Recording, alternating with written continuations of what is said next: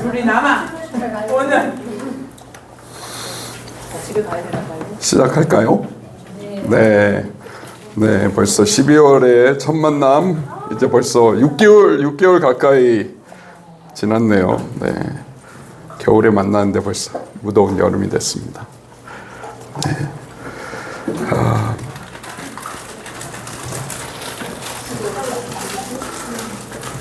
네, 제가 지난주 원래 화요일 날 했었어야 됐는데, 네.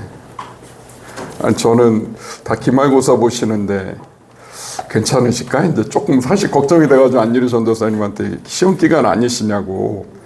그래서 이제 날짜를 조정을 할까요? 얘기하다가 저도 또 이제 여러 다른 지역에 좀 일들이 있어가지고 그래서 방학 중에 이렇게 또 캠퍼스에 오시게 해서 너무 죄송하네요. 그래요? 방학 때도 계속 모이세요?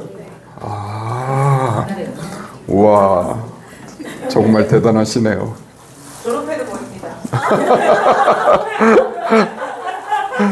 다 모이실 거죠, 졸업해도 이 멤버는. 그죠?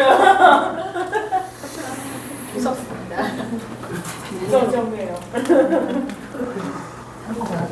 네, 저희가 이제 오늘 마지막 강의하면서 제가 잠깐 기도하고 시작하겠습니다.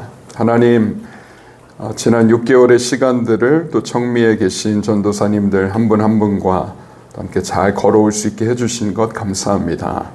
이제 이번 학기 마지막 또 이 나눔을 하면서 성령 하나님께서 이 시간을 주관해 주시고 주님께서 이 시간에 우리에게 꼭 행하기 원하시는 하나님의 일들을 행하시고 나타내시기를 간구합니다. 이곳에 우리와 임마누엘로 함께해 주시는 주님 감사하고 예수님의 이름으로 기도합니다. 아멘. 네, 저희 이제 치유 이론과 실제 라이프 모델을 중심으로 이제 그동안 쭉 얘기를 해왔었고요. 이 내용이 기억나시나요?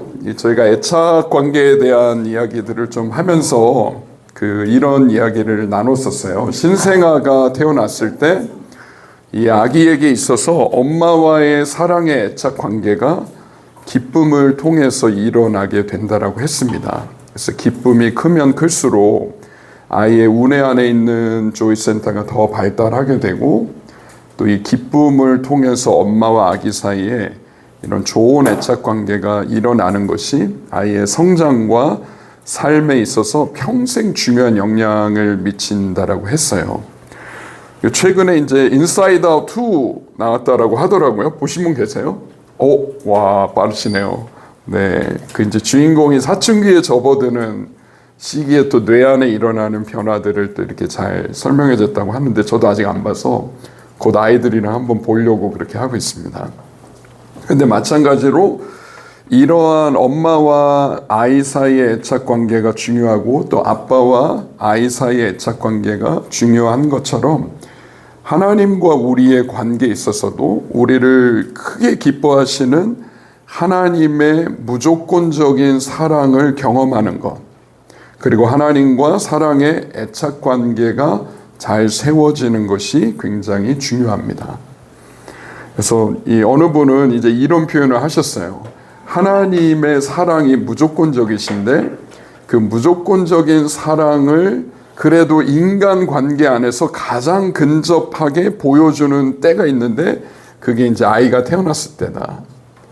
그랬을 때는 아이는 아직 말도 할 줄 모르고 할 수 있는 게 아무것도 없지만 그러나 부모가 그러한 그냥 태어난 아이의 존재 그 자체를 기뻐하고 그걸로 인해 너무 감동하고 사랑하는 그 부모의 모습이 무조건적으로 우리를 사랑하시는 하나님의 사랑을 가장 근접해서 보여주는 순간이다라고 이렇게 얘기하는 것을 들은 적이 있었습니다.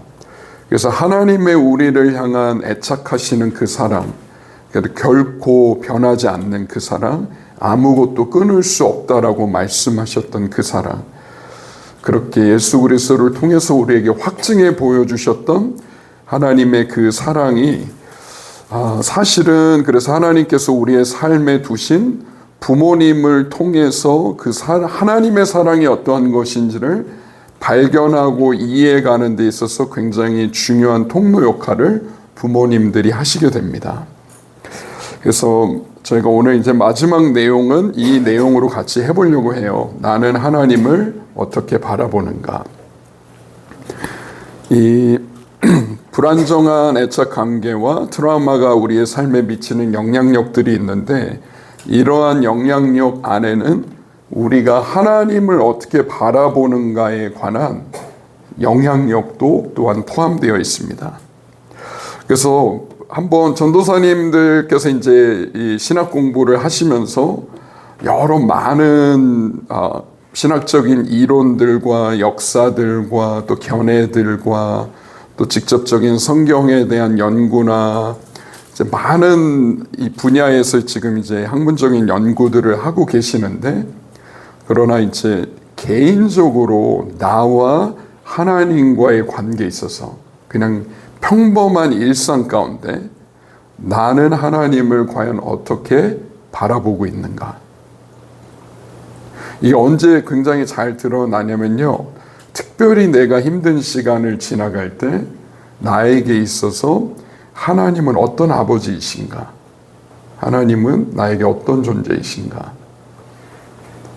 라는 것이 굉장히 힘든 시간을 지나갈 때 특히 잘 드러나게 됩니다.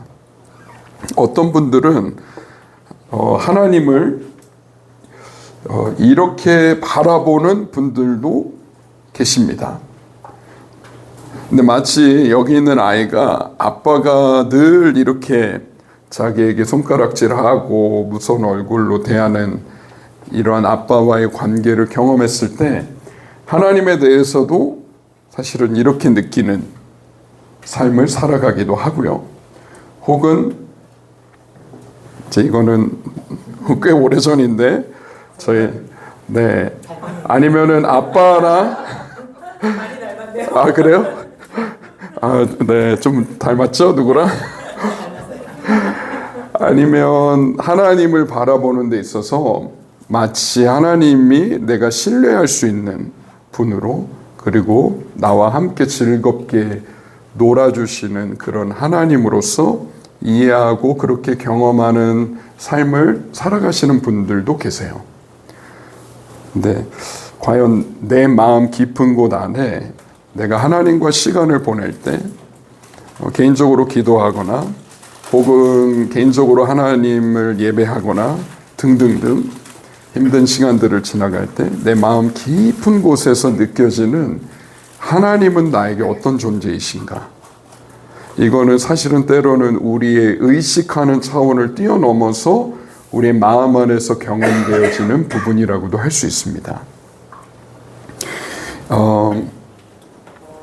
그래서 우리가 하나님을 아버지로 바라보는 데 있어서 그 아빠와 엄마라고 하는 이 관계와, 그리고 여기 자녀인 나와의 아빠, 엄마, 나와의 이 관계가 있죠. 저희가 사실은 작년 12월 제가 첫 강의할 때도 나눴던 내용이, 우리는 하나님의 형상을 따라 지어졌는데 그 하나님의 형상이 삼위 하나님, 관계하시는 하나님의 형상이다라고 얘기했었습니다. 성부와 성자와 성령이 일체 한 몸을 이루고 있는 그 관계를 따라 하나님이 우리를 지으셨고, 아빠와 엄마와 자녀라고 하는 가정 공동체를 하나님의 형상대로 지으셨는데, 그래서 아빠와 엄마를 통해서 자녀에게 흘러가게 되는 영향력은 우리의 상상을 초월할 만큼 엄청난 영향을 미친다고 했어요.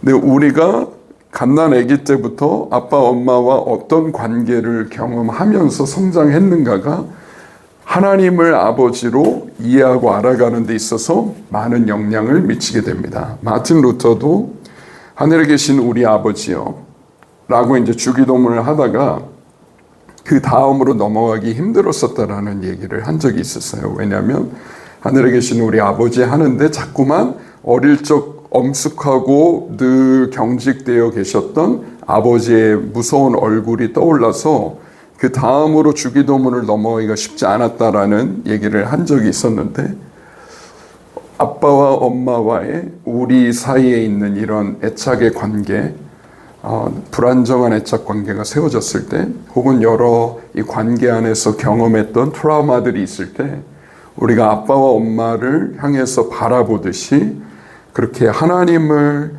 향해서 우리가 같은 안경을 끼고 투영해서 하나님을 바라보고 그렇게 하나님을 느끼고 하나님과 관계하며 살아가는 경우들이 굉장히 많이 있습니다. 때로는 우리가 의식하지 못하는 수준에서 이 일들이 일어나죠. 그래서 우리 어떤 신앙의 컬러가 사실은 이 관계를 통해서 상당 부분 영향을 받고 색깔들을 가지고 그런 맛을 가지고 우리가 하나님과 관계하는 삶을 평생 살아가게 되는 경우들도 보게 됩니다.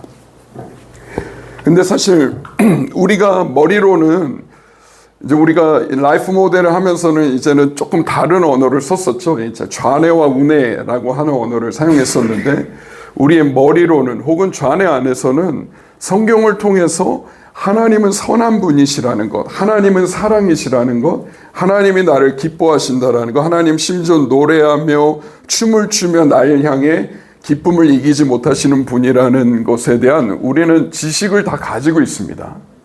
좌뇌 안에 그 정보들이 정말 많이 들어와 있어요. 그런데 우리가 사실 하나님을 마음으로 느끼는 데 있어서 혹은 라이프 모델의 용어로 하자면 우리가 운해적인 관계적인 부분에 있어서 하나님과 관계를 할 때는 내가 좌뇌 안에 가지고 있는 성경 지식과 하나님에 관한 지식대로 운해적으로 하나님과 관계를 경험하지 못하며 신앙생활을 하는 일들이 일어날 수 있다는 거예요. 하나님은 사랑이시지만 실제 내 삶 속에서 경험하는 하나님에 대한 나의 경험적인 관계들, 느낌들은 사랑이 아닌 것 같고 하나님은 굉장히 이런 얼굴 표정으로 나를 바라보시는 하나님인 것처럼 느껴지는 일들이 있다는 것이죠. 그러니까 지식이 얼마나 많은가와 상관없이 우리의 마음 깊은 곳 안에 자리 잡고 있는 하나님이라는 존재에 대한 이미지들이 있어요. 혹은 우리의 운해 안에서 우리가 어떤 애착 관계를 가지며 살아왔는가가 우리가 다른 사람들을 바라보고 부모뿐만 아니라 사람을 바라보고 세상을 바라보고 하나님을 바라보는 데 있어서 우리가 여전히 부모님에게 받았던 영향력을 그대로 가지고 관계하며 살아가는 모습을 우리가 운해적인 관계 속에서 보게 됩니다. 그래서 지식적으로는 내 안에 많은 지식과 학위들이 있다 할지라도 내 안에 있었던 부모님과의 불안정한 애착 관계와 트라우마의 관계들이 하나님과의 관계 안에서도 굉장히 불안정한 애착 관계로 영향을 미치는 것들을 볼 수 있죠. 예를 들어서 그래서 우리 안에 하나님에 대한 왜곡된 시각들이 여러 차원에서 일어날 수 있는데 몇 가지를 좀 한번 살펴보면요. 하나님에 대해서 우리가 이런 하나님으로 왜곡되게 바라볼 수 있어요. 하나님은 늘 요구만 하시는 하나님이다. 한번 들어보시면서 이게 나한테 해당되는지 한번 체크해 보시면 좋겠습니다. 필요하시면 제가 전도사님께 김민철 전도사님이랑 안율 전도사님한테 보내드렸거든요. 자료 공유해 주셔도 좋습니다. 네. 그래서 올려졌군요. 네.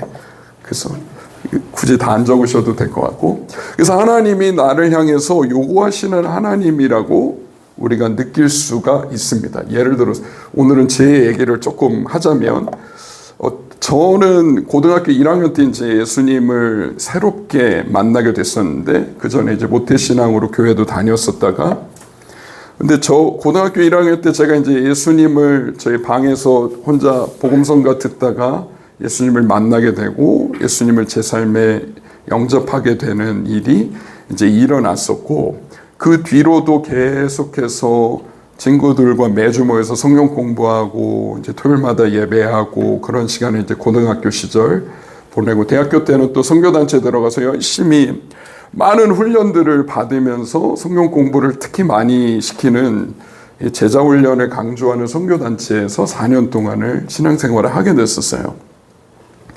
근데 제 아내는 하나님 했을 때 굉장히 요구하시는 하나님에 대한 느낌이 너무너무 강한 거죠. 처음에는 몰랐었어요. 근데 대학교 4년을 쭉 보내면서 제 삶이 점점 살기 버거워지는 느낌들이 컸었고, 열심히 제가 좋은 대의 명분을 가지고 제자 훈련을 받고 다른 사람들을 제자 훈련하고 있었는데, 그런데 제가 그렇게 열심히 모든 것들을 했었던 저의 신앙의 저 기초에는 하나님을 이런 분으로 바라보고 있는 그게 너무나 컸던 거죠. 성경 암송을 하는 거, 성경을 읽는 거, 기도를 하는 거, 밖에 나가서 매일마다 캠퍼스에서 전도를 하는 거, 다른 사람들을 양육하는 이 모든 일들에 정말 전공보다 더 많은 시간들을 거기에 쏟아 부으면서 선교단체 활동을 대학생 시절에 이제 했었는데, 저에게는 늘 하나님이 요구하고 계시는 것 같이 느껴졌어요. 그리고 잘 못하면 하나님 굉장히 그거에 대해서 책망하시거나 화를 내시거나 실수를 용납하시지 않는 분처럼 느껴지는 하나님에 대한 왜곡된 시각이 굉장히 컸었는데, 근데 이제 처음에는 몰랐다가 시간이 지나면서 내가 우리 육신의 아버지를 바라보는 시각과 하나님을 바라보는 시각이 너무 닮아 있구나라는 거를 이제 어느 시점부터 깨닫기 시작했었죠. 저희 아버지는 새벽형이셨어요. 그래서 정말 한 4시 정도 되면 일어나셔가지고 나가서 운동을 한 2시간 정도 넘게 운동하시고 몸 관리가 철저하신 분이거든요. 지금도 그러신데, 그럼 이제 운동을 하고 돌아오시면 저는 자고 있죠. 그럼 저는 그래서 저희 아버지가 문을 한번 여세요. 그래서 자냐? 이제 한 말씀 하시고, 새벽이니까 자야죠. 그때 청소년기 학생인데, 그럼 또 뭘 하시고 이제 또 아침에 출근하시면서 문을 한번 또 여세요. 아직도 자냐? 계속 이거를 진짜 반복적으로 들어 저는 거의 노이로제 걸릴 것 같은. 주말이 돼가지고 이제 가끔 방에서 이렇게 낮잠을 자고 있으면 이렇게 문을 또 이렇게 열어보세요. 그래서 또 자냐?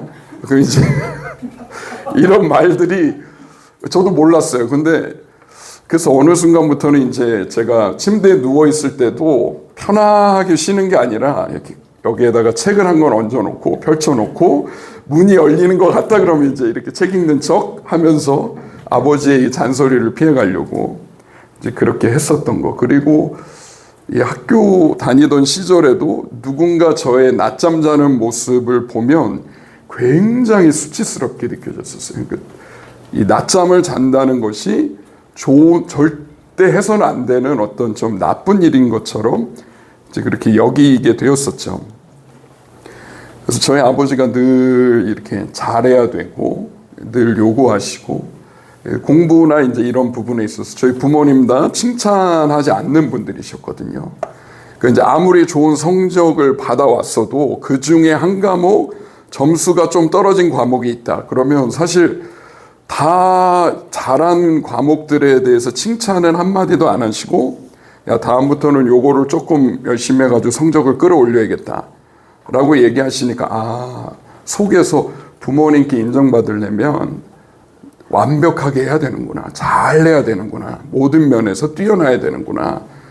이거를 뭐 부모님이 말해서가 아니라 그냥 아이가 관계 속에서 그거를 지속적으로 경험하다 보니까 부모님에게 사랑받는 법은 모든 면에서 잘 해야 되는 거. 그래서 어느 순간부터 이제 고등학교 때 정말 시험 공부하고 하는데 저도 잠을 안 자고 한 2주 정도를 막 그렇게 시험 공부해가지고 시험을 보고 무리를 하면서까지 달려갔었던. 근데 그 내면에서 사실은 그렇게 하도록 저를 몰아갔었던 목소리가 있었죠.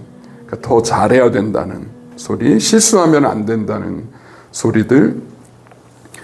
그래서 제 안에 어떤 부모님과의 관계에서의 그런 경험들이 하나님을 믿게 되고 하나님 앞에서 신앙생활을 해가는 데 있어서도 굉장히 하나님은 나에게 늘 요구하시는 하나님으로 느껴지는 삶을 살아가고 있는 자신을 이제 보게 되었었죠.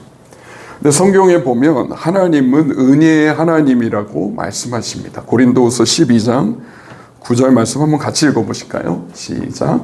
나에게 이르시기를 내 은혜가 내게 족하도다.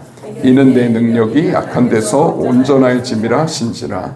그러므로 도리어 크게 기뻐함으로 나의 여러 약한 것들에 대하여 자랑하리니 이는 그리스도의 능력이 내게 머물게 하려 함이라. 사도 바울의 고백 중에 자신이 연약할 때에 오히려 이 능력이 온전해지는 것을 이야기하면서 자신의 여러 약한 것들에 대해서 자랑하겠다라고 고백합니다.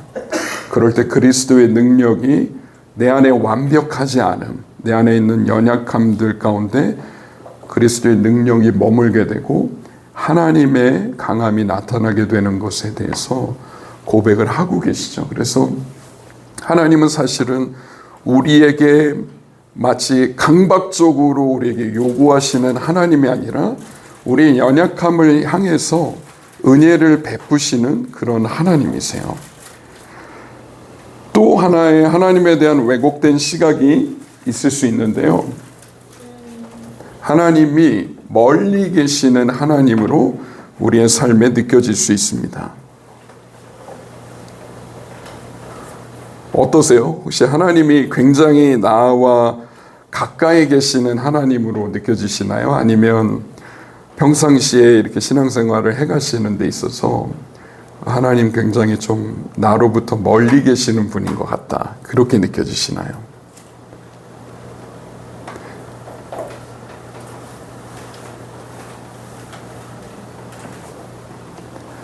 멀리 계시는 하나님으로 느껴지는 것, 별로 나하고 친밀하지 않은 것 같아요.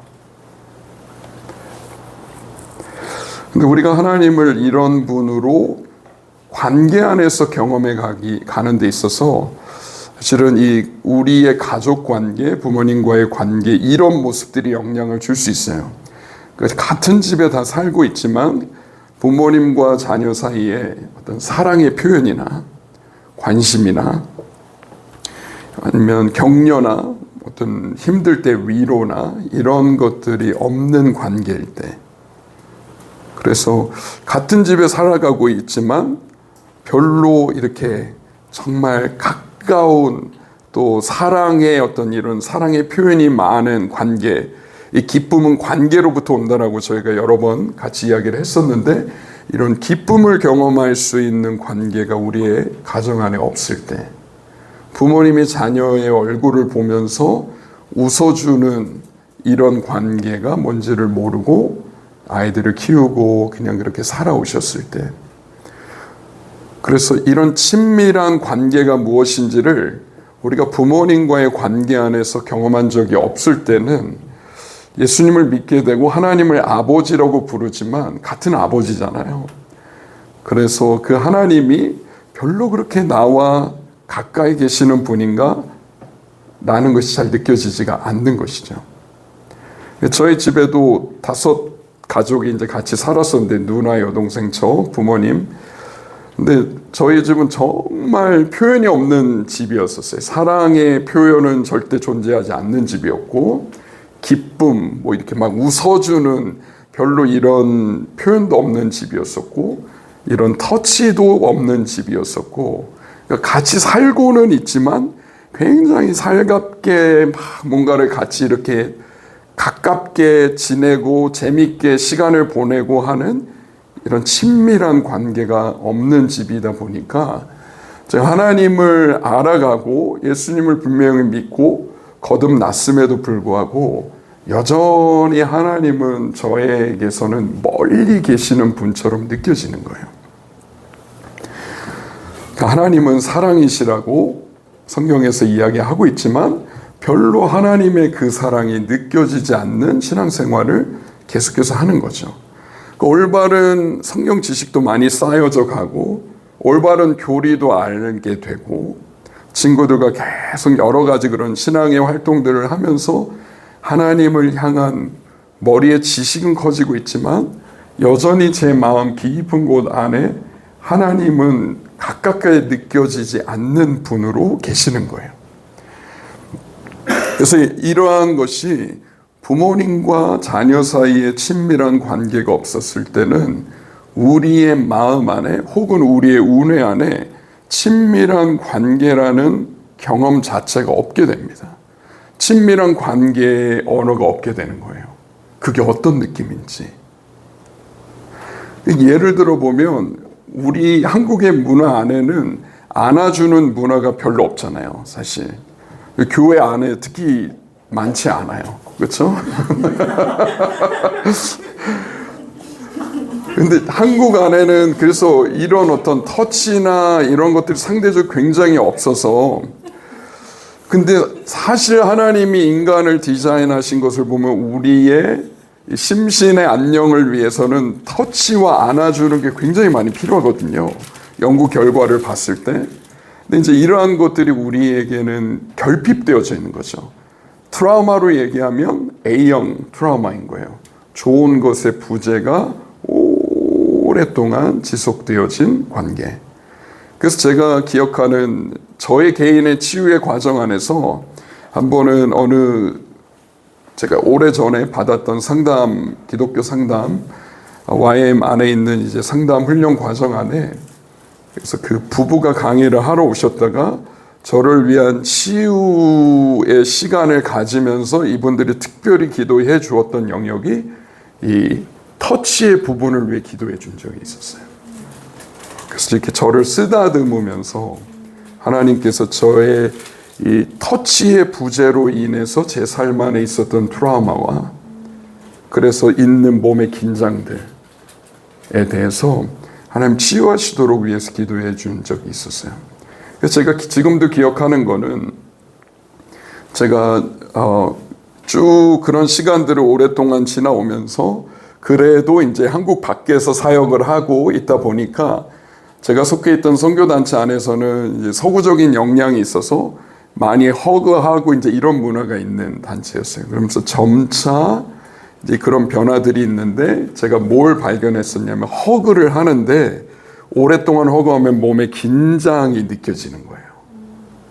혹시 그런 경험 있으신가요? 오랫동안 끌어안고 있으면 몸이 긴장하기 시작하는 그런 제 자신을 보는 거예요. 그래서 우리가 어떤 가족 관계 안에서의 어떤 관계를 경험해 왔는가가 실제로 하나님을 알아가는 데 있어서 분명히 크게 영향을 줍니다. 그래서 성경에 보면 하나님 우리를 안으시고 우리를 업으시고 막 이런 표현들이 나오지만 그게 어떤 느낌인지를 사실은 모를 수가 있는 거예요. 주님이 우리를 안아주시고 하는 것 머리로는 아는데 그게 정말 어떤 느낌일까? 에 대한 몸이 기억하는 언어가 없게 되는 거죠.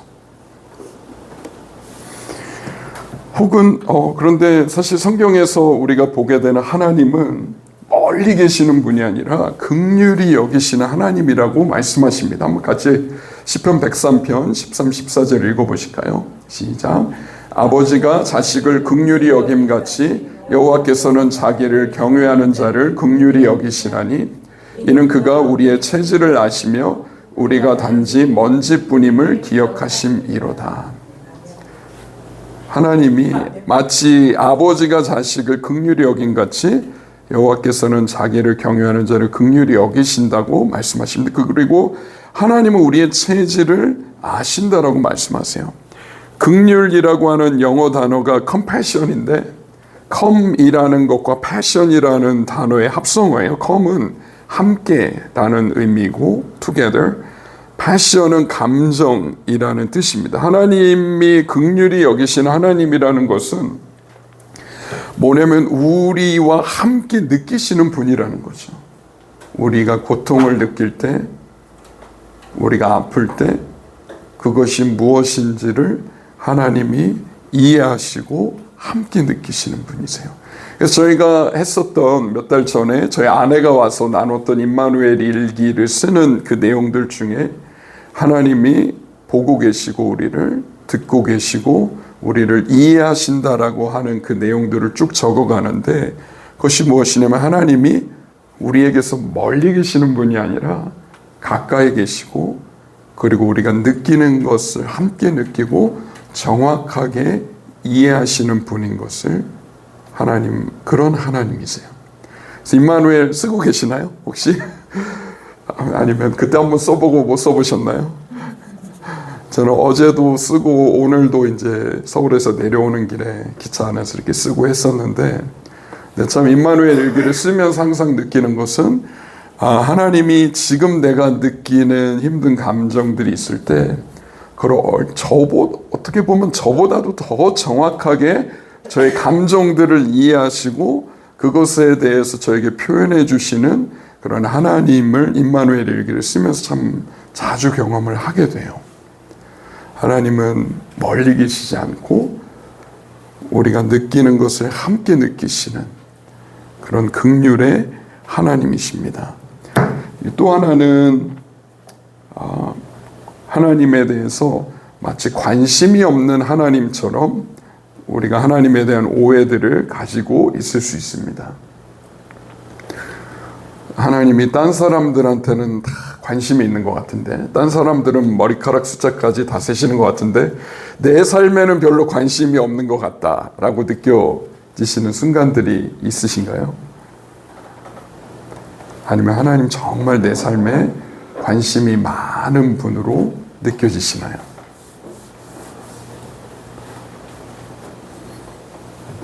제 어릴 적 좀 이 기억 중에 저희 부모님이 제가 되게 어렸을 때부터 맞벌이를 하셔가지고 그래서 늘 참 싫어했던 게 이제 집에 왔을 때 캄캄한 집, 비어있는 집이 저의 기억 속에서는 참 안 좋은 기억이었었거든요. 그러면 이제 저희 삼남매끼리 그냥 밥 먹고 설거지하고 어릴 때부터 그럼 이제 이렇게 나가가지고 동네 입구에서 집에 돌아오시는 부모님을 기다리는, 계속 하염없이 기다리는 그런 어떤 어릴 적 기억들이 있었어요. 근데 한 번은 이제 제가 초등학교 때 친구들이 생일 파티라는 걸 하는 걸 보고서 저도 처음으로 이제 어머니께 이제 부탁을 드린 적이 있었어요. 그래서 그때 이제 좋아하는 여학생이 있어가지고 그 여학생을 비롯해서 이제 다른 친구들을 생일 파티에 초대를 하면서 어머니께 부탁드렸던 게 친구들 다 데리고 올 건데 내 생일이니까 오늘은 가지 마시고 일하러 가지 마시고 그래서 좀 맞아주시면 좋겠다고. 그래서 이제 어머니가 아시겠다고 그러고 학교가 끝나고 이제 막 들뜬 마음으로 친구들을 다 데리고 온 거예요. 다 데리고 이제 그 여학생까지 데리고 이제 같이 집에 딱 왔는데 문을 열고 들어서는 순간 아무도 없는 거예요. 그래서 이제 너무너무 당황했었던, 그래서 전화했더니 이제 사무실에서 어머니가 전화를 받으셨죠. 그래서 아니 말씀드렸었는데 어떻게 하냐고, 친구들 다 데리고 왔다고. 그러니까 이제 돈 놓고 왔으니까 애들하고 중국집 가서 이제 사 먹어라 해가지고 친구들 데리고 이제 같이 놀고 중국집 가서 밥 먹고 그랬던 적이 있었는데, 어린 마음에 이제 그런 일을 딱 겪었을 때 나보다 돈이 더 중요하구나. 그러니까 어린 마음에, 그래서 내가 정말 좋아하고 나에게 정말 중요한 거를 엄마 아빠는 모르는구나. 내가 뭘 정말 부탁했었고 얼마나 이게 원했던 일이었는지 이런 거에는 관심이 없으시구나. 되게 그 실망감이 있었던 것 같아요. 근데 어떤 우리의 삶에서 가족 관계 안에서, 특히 부모님과의 관계 안에서 정말 우리의 마음과 삶에 부모님이 관심을 가지고 질문해주고 너 요즘 뭐 힘든 일 없니? 너 많이 힘들구나. 마음이 많이 슬프구나. 두렵구나. 외롭구나. 화가 났구나. 어떤 이런 관계들을 우리가 경험해 보지 못했을 때 관심을 가지고 다가와서 말을 걸어주고 질문해주는 관계들을 가져보지 못했을 때 하나님과 우리의 신앙관계 안에서도 하나님 정말 나에게 개인적으로 친밀하게 다가오셔서 우리의 마음에 관심을 갖고 질문하시고 그 관심을 표현하시는 하나님인가에 대한 것들을 때로는 경험하기가 힘들 수가 있는 거죠. 근데 성경에서 시편 139편 1절부터 4절에 보니까 이렇게 기록하고 있습니다. 같이 읽겠습니다. 시작. 여호와여, 주께서 지금까지 나를 살피셨으니 주는 나를 알고 계십니다. 주는 내가 언제 앉고 언제 일어서는지를 알고 계십니다. 주는 멀리서도 나의 생각들을 아십니다. 주는 내가 나가고 눕는 것을 아십니다. 주는 나의 모든 길에 대해 잘 알고 계십니다. 내가 무슨 말을 하려는지 여호와여, 주는 그것을 다 알고 계십니다. 다윗의 고백입니다. 하나님이 지금까지 나를 살피셨던 것, 주님이 나를 알고 계신 것을 다윗이 이제 알아가기 시작하죠. 심지어 내가 언제 앉고 언제 일어서는지도 하나님이 알고 계시고, 멀리서도 하나님 나의 생각들을 아시고, 나가고 눕는 것까지 나의 모든 길에 대해 하나님 잘 알고 계시는 것, 심지어 내가 무슨 말을 하려는지 주님이 그것을 다 알고 계신 것. 그래서 임마누엘 일기에서도 내가 널 보고 있다, 내가 널 듣고 있다 할 때, 이 듣고 있다라는 부분 안에서 써 내려가다 보면 하나님이 내가 입으로 한 말들 뿐만 아니라 내 머릿속의 생각까지도 알고 계시고 듣고 계시는 하나님의 반응들을 우리가 적어가면서 경험하곤 합니다.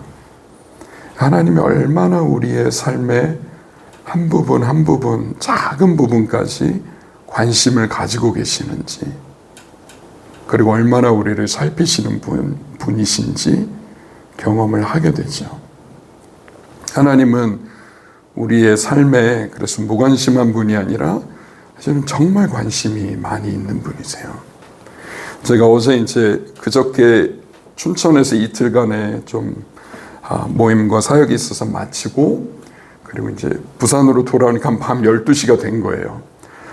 그래서 정말 너무 피곤해가지고 장거리다 보니까 피곤했는데 또 아는 분이 이제 상이 나가지고 서울을 다시 올라가야 되는 상황이 된 거예요. 그래서 저희 옆동에 사는 목사님 한 분이랑 저희 둘 다 아는 분이어가지고, 그래서 이제 서울로 올라가야 되는데 막 몸은 정말 너무너무 피곤하고, 그래서 그 옆동에 사는 우리 목사님은 또 서울 가는 김에 또 우리 하는 일과 관련된 분들을 또 좀 만나서 같이 미팅도 하고, 그럼 어떻겠냐 이제 막 저한테 카톡을 보낸 거예요. 그래서 이제 올라가기 전에 아내랑 같이 앉아가지고 기도를 했어요. 하나님, 저희가 서울에 올라가는데 저희가 올라가서 사람들을 만나기 원하십니까? 사실은 만나야 될 필요들이 되게 많이 있었거든요. 서울 쪽에 계신 분들을. 근데 기도하고 아내도 그렇고 저도 그렇고 만나는 게 아니라는 감동을 주시고, 아내는 특별히 하나님 쉼을 주기 원하신다고. 그래서 이제 그거를 같이 올라가는 목사님한테 이제 이야기를 했더니 알겠다고. 그래서 이제 약속을 안 잡고 조문을 가서 이제 조문 거기 위로 예배 같이 드리고, 그리고 나서 거기서 이제 아는 분들을 만나서 얘기를 하는데, 우리 얘기를 들으시더니 갑자기 그러시는 거예요. 이 부부가 오셨는데, 그러면 굉장히 피곤하실 텐데 오늘 굳이 부산 내려가지 마시고 저희 부부랑 같이 식사를 좀 하시죠.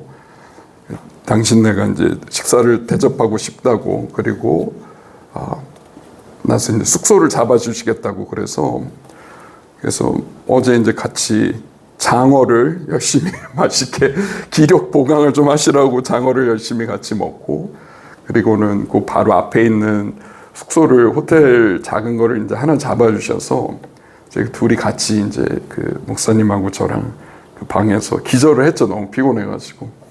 그래서 일찍 잤는데 오늘 아침에 눈을 뜨니까 아침 9시더라고요. 그래서 이제 일정을 마치고 내려오는 기차 안에서 이렇게 또 하나님과 시간을 보내는데, 하나님이 얼마나 섬세하게 또 우리에게 필요한 것들을 알고 계시고 우리에게 말씀하시고 필요한 것들을 채워주시고 돌보시는 분인지, 정말 이 작은 것 하나에 저의 이 신음에 또 응답하시는 하나님인지, 하나님의 돌보시는 손길을 경험하면서 내려오는 은혜가 있었습니다. 근데 하나님은 우리의 삶에 관심이 없는 분이 아니라 사실 우리를 너무나 사랑하시고 우리의 삶의 모든 순간순간을 관심을 갖고 바라보는 분이시죠. 우리의 머리털 숫자까지 세시는 분이라고. 제가 아는 선교사님은 아니 하나님 왜 그렇게 할 일이 없냐, 왜 남의 머리털까지 세고 난리냐 막 그러면서 이제 하나님을 향한 막 불만을 토로하시는 것도 들어본 적이 있었는데, 하나님 그만큼 우리의 삶에 관심이 있으시다는 거죠. 머리털 매일마다 나고 매일마다 빠져가는 숫자까지 다 아실 만큼 작은 것들에 대해서도. 자, 또 하나의 하나님에 대한 우리 왜곡된 시각으로 가질 수 있는 거는요, 파괴적인 하나님으로 우리가 오해할 수 있습니다. 특히 부모님 관계 안에서 혹은 부모님과 우리와의 관계 안에서 많은 다툼과 폭력을 경험했었을 때 우리 안에 있는 어떤 아버지라는 존재를 향한 혹은 어머니라는 존재를 향한 혹은 권위자를 향한 굉장히 왜곡된 시각들을 가질 수 있어요. 하나님도 같은 우리가 이름 아버지로 부르기 때문에 이런 친아버지에게서 많은 폭력과 폭언과 안전하지 못한 관계를 경험해 왔을 때 하나님과의 관계 안에서도 우리가 별로 그 안전함이 느껴지지 않는 신앙생활들을 계속 해갈 수 있습니다. 그래서 이런 표현들을 또 때로는 자주 쓰시는 분들도 계세요. 하나님께 맞았다 라는 표현을 특히 자주 쓰시는 분들이 계세요. 저는 그런 이야기를 들을 때 정말 하나님에게 맞은 걸까? 라는 질문들을 하는 경우들이 있습니다. 혹은 우리 삶에 일어나는 사건, 사고들을 하나님이 나를 치신 것으로 해석하는 경향성들이 또 보이기도 하는 것들을 보고요. 그래서 저도 저희 부모님이 늘 다투시는 관계를 아주 어렸을 때부터 늘 보고 컸었기 때문에 저에게 저희 아버지는 절대로 안전한 분이 아니었었어요. 그래서 아버지에게 다가가서 얘기하는 게 너무 불편했었고, 그래서 어느 순간 제가 10대 때도 하나님께 기도할 때 제일 많이 했던 기도는 그래서 회개 기도였습니다. 그러니까 하나님을 알아가고 하나님과 관계하는데 하나님을 편안히 기도하는 시간이 저에게는 너무 편하고, 와, 하나님 아버지랑 대화하는 즐거운 시간, 혹시 그렇게 느껴지시는 분 계신가요? 근데 저의 10대 시절, 20대 시절의 기도 시간은 그런 시간이 아니었어요. 기도하면은 저에게는 첫 번째 회개 기도. 내가 오늘 뭐 잘못한 게 없나? 샅샅이 제 삶을 돌아보고 하나님 이거 잘못했고 저거 잘못했습니다 하는 회개의 기도부터 해야 되는 것이 제 안에 강박적으로 있더라고요. 그 얘기는 뭐냐면 하나님을 바라보는데 저에게 있어서 하나님이라는 아버지는 손에 매를 들고 잘못한 거 있어 없어? 있으면 이제 매를 치시는 하나님처럼 제 안에, 머리로는 그런 분이 아니라는 걸 알고 있지만 제 마음 깊은 곳 안에는 하나님께 나아가는 시간이 불편한 시간인 거예요. 그래서 하나님의 거룩하심을 얘기할 때 저에게는 거룩함의 느낌이 굉장히 안 좋았어요. 뭔가 어두침침하고 굉장히 혼날 것 같고 죄가 드러나가지고 막 하나님한테 엄청 꾸중 들을 것 같은 그런 어떤 하나님에 대한 왜곡된 시각들이 오랫동안 제 안에 가정에서부터 시작되고 저의 신앙생활을 꽤 오랫동안 제 안에 이 시각들이 있다 보니까 기도 시간은 절대 저에게 즐거운 시간이 아니었었고 하나님과 함께하는 시간은 굉장히 부담스러운 시간이었던 기억이 있습니다. 그래서 우리 안에 하나님에 대한 어떤 시각이 있는가가 우리가 하는 신앙생활을 어떻게 하며 살아가는가에 지대한 영향을 미치게 됩니다. 나는 하나님을 어떤 아버지로 바라보고 있는가? 내가 그래서 기도하는 시간은 너무나 사랑과 인자함이 많고 기쁨이 충만해서 시편 16편에 하나님의 얼굴에 충만한 기쁨이 있다는 그 말씀처럼 내 안에 있는 하나님은 기쁨이 충만한 아버지여서 나에게 있어서 기도는 이 기쁨이 많은 아버지랑 제잘제잘 얘기하고 대화를 주고받는 시간이 될 수도 있고, 아니면 하나님은 나에게 다가가기에는 너무 부담스러운 폭력적이고 혼내시는 하나님의 형상이 내 안에 너무 강하게 자리 잡고 있을 때는요, 기도하는 시간, 예배하는 시간, 이 모든 시간들이 우리에게는 굉장히 두려운 시간이 될 수도 있는 거예요. 우리의 삶을 끌어가는 두 개의 강한 원동력이 있습니다. 하나는요, 사랑으로 결속된 것이 우리의 삶을 끌고 갈 수도 있고요. 또 반대는 두려움으로 결속된 것이 우리를 끌고 갈 수도 있습니다. 사랑이 우리의 삶을 움직이기도 하고 두려움이 우리의 삶을 움직일 수도 있어요. 우리의 하나님과의 관계 또한 마찬가지입니다. 우리 안에 하나님에 대한 왜곡된 시각이 강하면 강할수록 하나님이 단순히 이런 두렵기만 하는 하나님으로 자리 잡으면서 두려움이 하나님과 나와의 신앙생활의 밑바탕을 쫙 기초를 만들게 되는 거죠. 그래서 모든 것이 두려움 때문에 내가 뭔가를 하게 되는 일일 수 있어요. 아니면 사랑 때문에 내가 모든 것을 하게 되는 것일 수도 있습니다. 근데 하나님은 파괴적인 하나님이 아니라 친절한 분이십니다. 제가 말씀을 슬라이드로 제가 다 띄워놓지는 않았는데요. 시편 103편 8절부터 10절에 보면 세 번역으로 이렇게 됐습니다. 여호와는 자비롭고 은혜로우시며 화를 참으시고 사랑이 넘치는 분이십니다. 그분은 항상 꾸짖거나 따지지 않으시며 화를 오랫동안 품고 계시지 않습니다. 그분은 우리의 죄값을 그대로 갚지 않으시며 우리가 저지른 잘못에 따라 처벌하지도 않으십니다. 하나님 우리를 향해 얼마나 자비롭고 은혜롭고 친절한 분이신지를 말씀하고 계시죠. 마태복음 20장의 내용은 예수님께서 여리고성에 가셨다가 이제 두 시각 장애인이 예수님을 막 부르는 장면이에요. 근데 제자들이 그때 옆에 있던 사람들이 조용해 막 그러는데 예수님께서 그 두 사람을 부르십니다. 그리고는 이들을 향해서 이 보지 못하는 사람들을 불쌍히 여기시고 그들의 눈을 만지십니다. 그리고 이들에게 이렇게 물으시죠. 내가 너에게 무엇을 해주기 원하느냐? 라고 물으세요. 연약한 자들을 향해서 예수님께서 너무나 친절하고 온유하게 이들을 대하시고 이들의 연약함을 보지 못함을 치유해 주시는 예수님의 형상을 우리가 마태복음 안에서 또 보게 됩니다. 또 하나가 있는데요. 속이는 하나님으로 우리가 하나님을 보는 것입니다. 특히 이제 부모님이 우리 어릴 적 이런 경우들이 많이 있을 수 있잖아요. 너무 바쁘셔가지고 야 다음 주에는 내가 너 꼭 동물원 데려간다 라고 했는데 다음 주가 왔어요. 근데 야 이번에는 너무 바빠가지고 안 될 것 같아.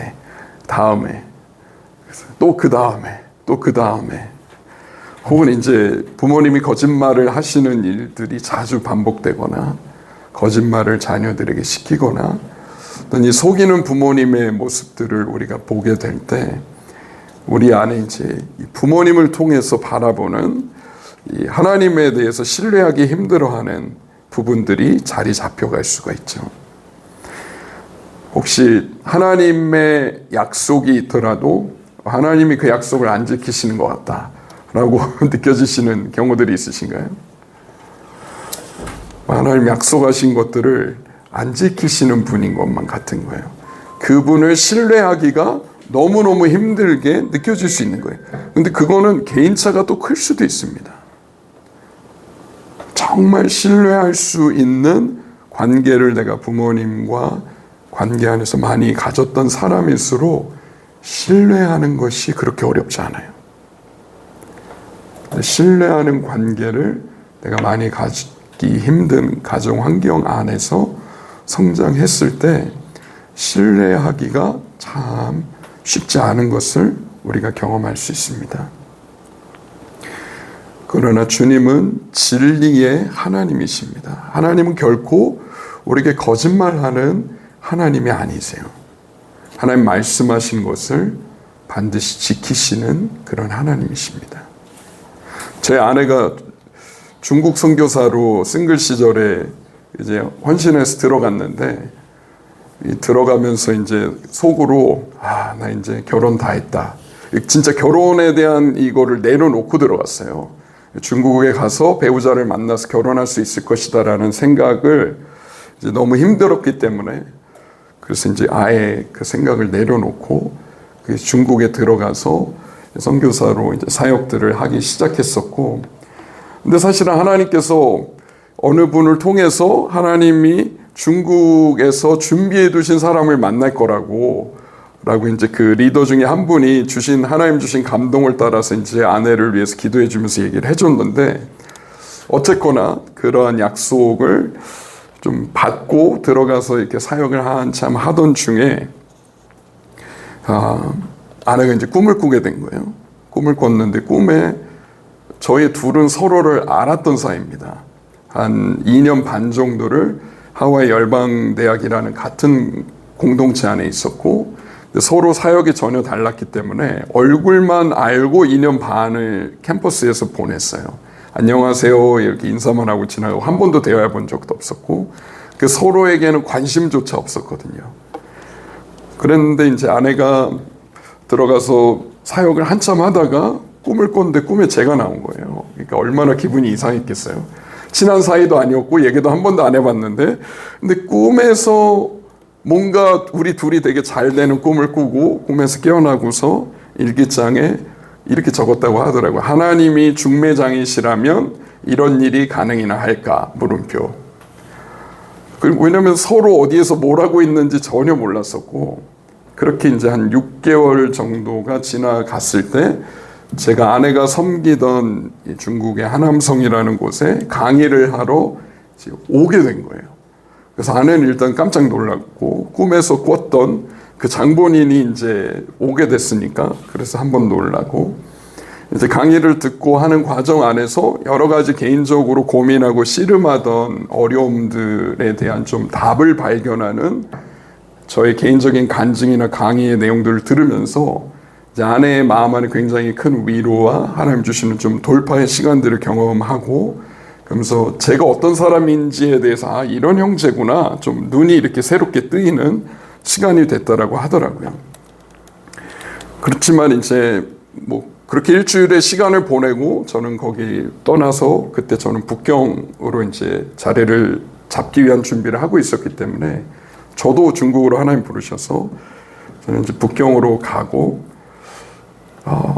근데 흥미로웠던 것은 제가 북경에 돌아가가지고 저는 오히려 기도하면서 그 제 아내가 있던 공동체 강의를 준비할 때 하나님 저에게 약속하신 바가 있으셨는데, 학생들 안에 행하시겠다라고 약속하신 바가 있었는데 실제 일주일 있는 동안 그게 안 일어나는 걸 봤어요.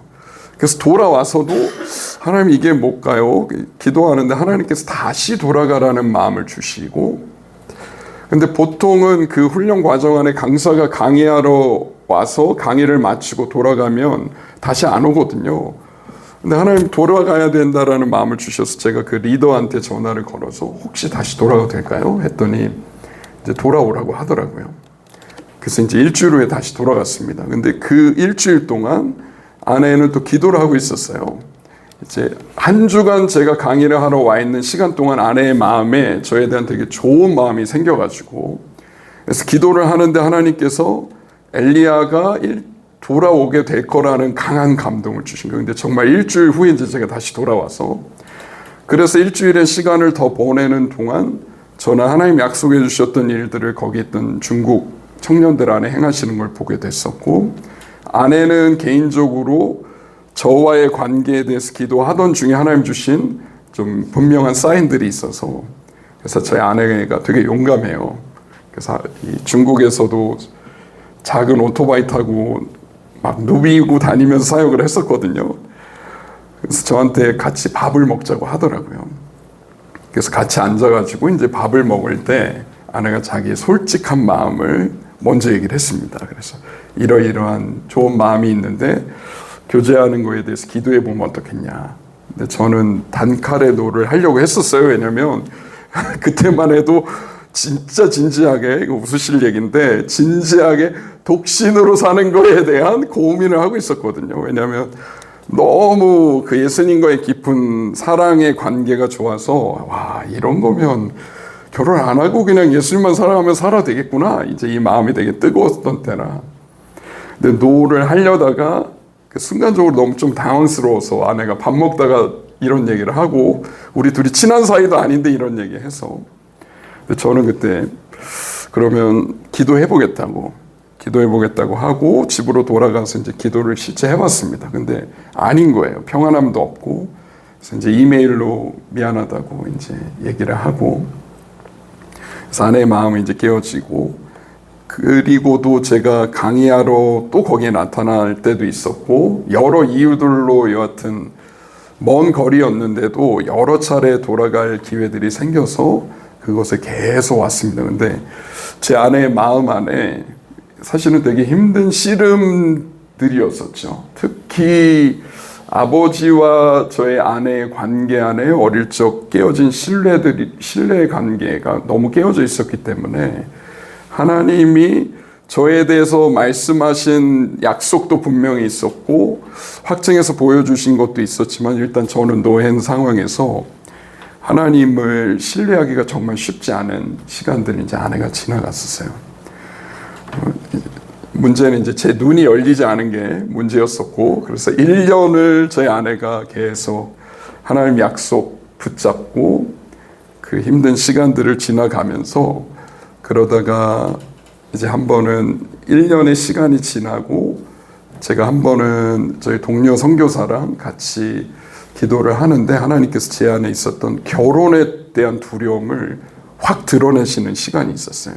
특히 저희 부모님의 관계를 어릴 적부터 보면서 싸우고 때리고 욕하고 막 이런 거를 오랫동안 보고 성장했다 보니까 결혼에 대한 별로 좋은 이미지가 없는 거예요. 결혼하고 싶은 마음도 그렇게 별로 없었고, 그래서 그때 하나님 이제 그 두려움을 보게 하시면서 부모님을 용서하는 시간들을 갖고 제 안에 있었던 결혼에 대한 두려움을 예수님의 이름으로 끊어내는 그 기도가 딱 끝나자마자 하나님 보여주신 장면이 하나 있었어요. 그건 뭐냐면, 제가 초원에서 말을 타고 막 달리는데 그 같은 말에 제 아내가 타고 있는 거예요. 그래서 그때서야 이제 제 눈이 뜨인 거죠. 이 사람이었구나. 네, 그래서 이제 저희 둘이 결혼을 하게 됐습니다. 이렇게. 근데 그 긴 시간을 제 아내는 이제 마음 안에 씨름을 하면서 하나님이 말씀하신 것들을 지키시는 하나님인 거에 대해서 붙잡고 그 어려움들을 통과하는 시간들이 있었죠. 그래서 지금은 결혼을 잘 살고 있습니다. 근데 우리 안에 하나님에 대한 왜곡된 시각들이 있을 때, 특별히 제가 반복해서 말씀드리지만 어떤 애착의 관계를 경험하고 부모님과의 관계에서 우리가 어떤 트라우마들을 경험했는가가 실제 우리가 하나님을 바라보는데도 많은 영향을 줄 수 있다는 것을 이야기했습니다. 이제 마지막으로 하나만 더 얘기할 건데요. 하나는 하나님을 돌보지 않으시는 하나님으로, 혹은 영어로는 deserting God이라고 되어 있는데 이거는 버리는 하나님이란 뜻이에요. 하나님이 버리시는 분처럼 우리가 느껴질 수 있는 거예요. 특별히 이러한 하나님에 대한 오해를 많이 가지고 있는 사람들이 있는데요. 선교사 자녀들, 목회자 자녀들에게서 이러한 하나님에 대한 오해가 자주 발견됩니다. 물론 다른 또 사람들 안에서도 나타날 수 있는데, 특히 부모님이 사역으로 너무 바빠서, 선교로 너무너무 바빠서 자녀들을 제대로 돌볼 수 없었을 때, 자녀들의 마음 안에 하나님에게는 자녀인 우리보다 사역이 더 중요해, 교회가 더 중요해, 선교가 더 중요하구나 라고 하는 오해들을 갖게 되는 거예요. 그래서 이러한 오해를 가지고 하나님 우리를 버렸어. 사역 때문에, 선교 때문에, 교회 때문에 하나님 우리를 버리셨어. 우리 부모님이 우리를 버렸어. 라는 이런 오해들을 가지고 살아가는 선교사 자녀들, MK라고 하죠. 혹은 PK, 목회자 자녀들이 굉장히 많이 있습니다. 하나님을 신뢰하기가 쉽지가 않아요. 그 씨름들이 굉장히 큰 것을 MK나 PK들 안에서 자주 발견하게 됩니다. 혹은 아버지가 바람을 피우셨거나 아니면 가정을 버리고 떠났거나 혹은 이 병에 드셔가지고 일찍 돌아가셨거나 이런 이유들로 아버지의 부재가 어릴 적부터 오래 지속되었을 때 자녀들의 마음 안에는 이 아버지가 혹은 어머니가 가정을 버리고 떠나갔던 것처럼 자녀인 우리를 버리고 포기하고 무책임하게 떠나갔던 것처럼 하나님도 우리를 향해서 그렇게 하시는 하나님인 것처럼 느끼면서 살아가는 거예요. 하나님께 버림받을 수 있다라는 두려움을 가지고 살아가는 거죠. 이거는 인간관계 안에서 그대로 투영돼서 나타나기도 하고요. 그렇게 바람을 피우고 신실하지 않았던 아버지가 있었을 때 그 밑에서 큰 자녀가 성인이 되고 결혼했을 때 배우자로부터 버림받을 것에 대한 두려움들을 가지고 살아가는 경우들도 보게 됩니다. 그리고 하나님에게도 버림받을까 두려워하는 이런 일들을 보게 되죠. 제가 한번 나눈 적이 있었던 걸로 기억하는데, 제가 이제 한참 상담학교 사역을 할 때 훈련을 받으러 왔던 선교사 자녀가 있었어요. 이 사람은 유럽 사람이었는데 이미 상담과 가족 치료 공부를 다 마치고 실제로 가족 치료를 하고 있기까지 한 사람이었습니다. 나이도 꽤 들었었고, 근데 같이 우리가 해외에 나가가지고 함께 이제 사역을 하고 있는데 제 눈에 자꾸만 띄는 모습이 있었어요. 그건 뭐냐면 사람들하고 관계를 못하는 거예요. 관계에 못 들어가는 거예요. 그래서 제가 하루는 잠깐만 얘기 좀 하자고, 그리고서 1대1로 앉아가지고 얘기를 하다가 혹시 우리 팀에 한 10명 정도가 있었는데 우리 팀에 친한 친구 있냐고 물어보니까 막 펑펑 울기 시작하는 거예요. 자기 친구가 없다고, 우리 팀 안에서 친구를 사귈 수 없다고. 근데 아이러니 아닌가요? 상담까지 다 마치고 가족치료 전문가로 일을 하고 있는 사람인데 관계를 할 수 없다라는 거예요. 그래서 이제 얘기를 쭉 나누면서 알게 됐던 거는 선교사 자녀로 크는 과정에서 5살 때 부모님은 동남아시아의 선교사로 일했었고 자기는 5살 때 거기에 있다가 본국에 있는 유럽에 있는 기숙사 학교로 보내진 거예요. 5살짜리 여자아이가. 거기 보내져서 기숙사 학교에서 크는 동안 거기에 있는 아이들에게서 왕따를 심하게 당하고 마음에 깊은 상처가 있었죠. 그래서 이 친구 마음 안에는 얘기하다 보니까 부모님이 선교를 위해서 나를 버렸다라고 하는 깊은 상처가 있는 거예요. 그리고 하나님에 대해서 얘기할 때도 하나님에게도 나보다는 선교 일이 더 중요하기 때문에 날 버리셨다고. 그러니까 하나님에 대한 깊은 배신감과 거절감들, 부모님에 대해서도 똑같은 상처들을 가지고 있는 모습을 보게 되었어요. 여러분, 우리 안에도 하나님에 대한 이런 오해들을 가지고 우리가 살아갈 수 있습니다. 성경에 대한 지식은 우리 안에 가득할 수 있어요. 우리의 좌뇌 안에 많은 정보들이 있지만 우리가 운회적으로 혹은 부모님과의 관계 안에서 어릴 적부터 경험했었던 여러 상처들이나 트라우마들이 실제로는 우리가 인식하지 못하지만 우리와 하나님과의 관계 안에 깊은 영향을 미치면서 우리가 그리스도인으로서 이러한 것이 영향을 주고 있다는 것도 인식하지 못한 채 살아가고 있을 수도 있습니다. 그래서 하나님과 관계가 참 쉽지가 않고 어떤 사람들은 하나님과 친밀한 관계를 누리면서 살아가는 것 같은데 나는 하나님과 그런 관계를 할 수가 없는 거예요. 어떤 사람 막 하나님의 사랑이 너무너무 절절히 느껴져가지고 어쩔 줄 몰라 하는데 나는 하나님이 사랑이시라는 것을 정말 성경을 통해서 모든 것을 통해서 내가 머리로는 다 알고 있는데 그 사랑이 나에게는 느껴지지 않는 거예요. 하나님 내 옆에 계시다는 것도. 이 괴리 속에서 우리가 신앙생활을 계속 하다 보면 우리도 굉장히 지쳐가기 시작할 때가 있습니다. 신명기 31장 8절에 여호와께서 몸소 내 앞에서 가시며 너와 함께 하실 것이다. 너를 떠나지도 않고 버리지도 않으실 것이다. 두려워하지 말아라. 걱정하지 말아라. 그 말씀하고 계시죠. 자, 그래서 이런 연습이 있습니다. 아버지, 어머니에 대해서 한번 같이 해볼까요? 저희도 해볼 수 있을 것 같은데 한번 눈을 감아 보시겠습니까? 눈을 감으신 채로 제가 던지는 단어에 대해서 어떤 이미지가 떠오르는지 한번 보시기 바라요. 편하게 눈을 감으신 채로 아버지,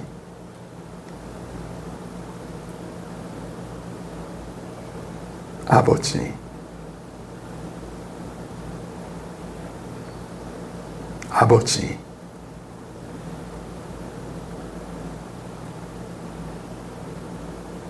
아버지,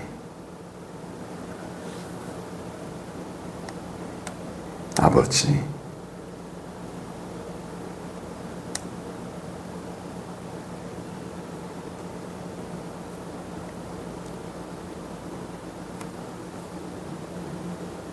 네, 눈을 뜨셔도 됩니다. 아버지라는 단어를 들을 때 좀 어떤 이미지들이 떠오르셨나요? 혹은 어떤 느낌? 그냥 떠올랐던 거 던져보세요. 말로 표현하지는 못하지만 다가오는 따뜻한 그 힘잠. 말로 표현하지는 못하지만 다가오는 인자함. 네, 또요. 항상 그 자리에 항상 그 자리에 있는 분. 네, 또요. 무섭다. 무섭다. 네, 또요.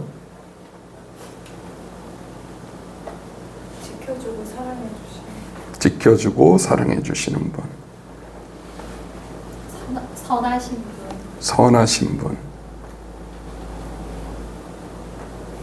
너그럽다. 네, 너그럽다. 너그럽다. 네. 아빠하고 약간 오버랩이 되는 거. 네. 또 어떤 이미지가 떠오르셨나요? 아버지 했을 때.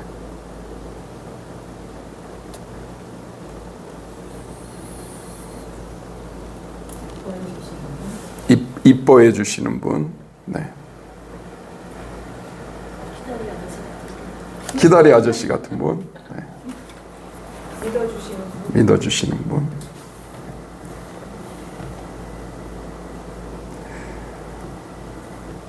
있으세요? 그 상관없어요. 이거 뭐 우리 각자마다 다르기 때문에 뭐가 제일 먼저 떠오르셨어요? 어떤 이미지? 그냥 저는 가여워요. 가엾은 분, 가여운 분. 네.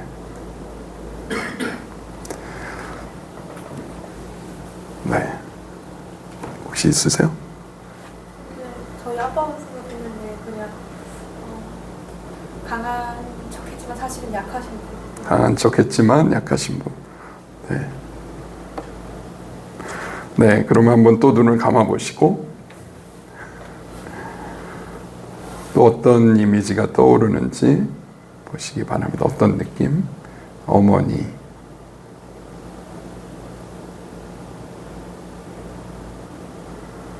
어머니,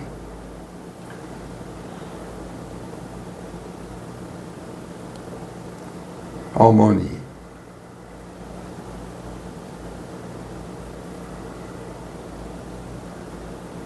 어머니,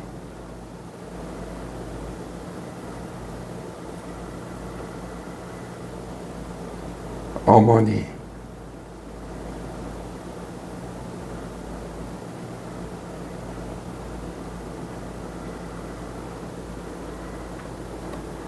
네, 눈을 뜨시고요. 어떤 이미지나 느낌들이 떠오르셨어요? 저희 엄마는 밝고 강하고 씩씩한 분. 밝고 강하고 씩씩한 분. 네, 좋습니다. 또요? 사랑은 많은데 너무 자기 중심적인 사랑이신 자기 중심적으로 사랑하는 분. 네. 용기 있고 지혜롭고 어려움이 와도 다 꿋꿋하게 이겨나가고 인내심이 강하고 용기 있고 지혜롭고 어려움이 와도 꿋꿋이 이겨나가시는 분. 네.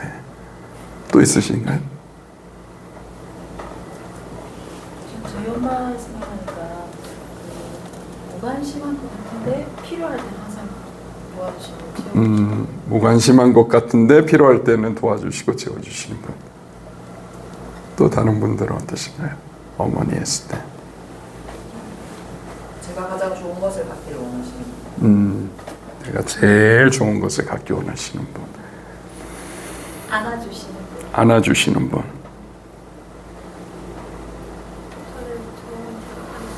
자연 같으신 분. 자연 같으신 분. 네. 어떠세요? 속으로 이뻐하시고 표현을 좀 안 하시는데 열심히 일하시는 분? 열심히 일하시는 분. 또 있으신가요? 희생적인 분. 희생적인 분. 네. 어떠세요? 책임감이 가지고 억척스럽게 일하시는 분. 네, 책임감 강하시고 억척스럽게 일하시는 분. 네, 있으세요 혹시? 네, 살짝 하나님 같으신 하나님 같으신 분. 네, 그러니까 살아 계신다는 걸 믿지만 보지 못하는 존재. 네. 이게 이제 이전에 다른 분들과 했을 때 나온 여러 대답들 중에 일부입니다. 친절한, 온유한 아버지, 인내심 있는, 따뜻한, 들어주는, 보살피는, 부재의, 폭력적인, 분노하는, 어려운, 멀게 느껴지는, 차가운 그런 아버지 상에 대해서 또 얘기해 주셨었고요. 또 어머니 했을 때는 부드러운, 편안한, 사랑이 넘치는, 이해해주는, 공감해주는, 어려운, 비판적인 상처를 주는, 부재의, 슬픈, 포기하는. 이거는 사람마다 경험한 아버지, 어머니와의 관계가 다 다르기 때문에 정답이 없고요. 각기 다른 이미지들을 가지고 있을 수 있죠. 그래서 사실은 하나님에 대한 진리를 어떻게 우리가 찾아가는가 했을 때, 하나님에 대한 오해들을 어떻게 발견할 수 있는가 했을 때, 부모님이 나를 어떻게 키우셨는지를 돌아보는 것. 사실 우리가 라이프 모델을 통해서 얘기했었던 많은 내용들이 기쁨에 대한 부분들, 관계에 대한 부분들, 돌봄에 대한 부분들, 트라우마에 대한 부분들이 사실은 부모님과 나와의 관계에 많은 것들을 생각나게 해주었을 거예요. 부모님 나를 어렸을 때부터 어떻게 키워오셨는가 돌아보는 것, 그리고 내가 하나님을 나의 부모로서 어떻게 바라보고 있는가, 정말 마음에서, 그냥 머리의 생각만이 아니라 나는 마음으로 어떻게 하나님을 바라보고 있는지를 적어봤을 때 이 두 가지 사이에서 유사점들이 나올 수가 있어요. 그래서 내 안에 하나님에 대해 믿어온 거짓말들이 있을 수 있습니다. 우리가 아까 전에 여러 하나님에 대한 오해들을 적었었던 것처럼 머리로는 내가 정답을 하나님에 대해서 다 알고 있지만 그러나 마음 깊은 곳 안에 하나님에 대해 내가 믿어온 거짓말들이 있을 수 있어요. 예를 들어 하나님 내 삶에 대해 무관심하다든지, 하나님은 다른 사람들은 사랑하시지만 정말 나는 사랑하시지 않는 것처럼 느껴진다든지, 하나님 굉장히 두려운 분으로 느낀다든지. 그래서 내 안에 하나님에 대해 어떤 거짓말들이 자리 잡고 있는가. 근데 이 부분을 우리가 진리의 빛 가운데서 발견해 가는 것은 굉장히 중요합니다. 왜냐하면 우리 안에 하나님에 대한 오해들과 왜곡된 형상들을 가진 채 신앙생활을 하다 보면 이거는 사실은 뭐하고 똑같냐면 우상숭배와 똑같기 때문이에요. 하나님은 실제 그런 분이 아니신데도 불구하고 우리 안에 하나님에 대한 거짓말들을 믿고 그대로 느끼고 그대로 생각하며 살아갈 수 있기 때문입니다. 근데 이거를 누가 제일 좋아하냐면 원수가 제일 좋아합니다. 어떻게 해서든지 하나님에 대한 오해들과 왜곡들을 가지고 살아가도록 만들고 싶어 하기 때문이에요. 에덴에서부터 시작된 일입니다. 야, 너 정말 하나님이 그렇게 말씀하셨어? 야, 하나님 니네가 먹고 하나님처럼 될까봐 싫어서 그러신 거야. 하나님에 대해서 오해하게 만들죠. 하나님의 동기를 의심하게 만드는 일들을 뱀이 에덴 동산에서부터 했던 것처럼 우리의 삶 안에, 그리스도인의 삶 안에 있어서 우리에게 계속해서 가하는 공격 중에 하나가 뭐냐면 우리의 삶에 있었던 사건들을 통해서 하나님을 오해하게 만들고 하나님에 대한 거짓말을 믿게 만드는 것. 우리가 하나님을 오해하고 하나님에 대한 거짓말들을 믿고 살아가면요, 이 거짓말을 믿음으로 말미암아 문들이 열려지게 됩니다. 그래서 원수가 우리의 삶에 끊임없이 들락날락하는 영향력을 얼마든지 행사할 수가 있는 거예요. 그 부분에 대한 우리가 하나님의 이 진리를 믿고 진리대로 관계하는 것이 아니라 거짓말을 믿으며 그 거짓말 가운데서 우리가 관계하려고 하기 때문에 원수가 그 거짓말을 통해서 얼마든지 우리의 삶 안에 견고한 진들을 쌓아갈 수 있게 됩니다.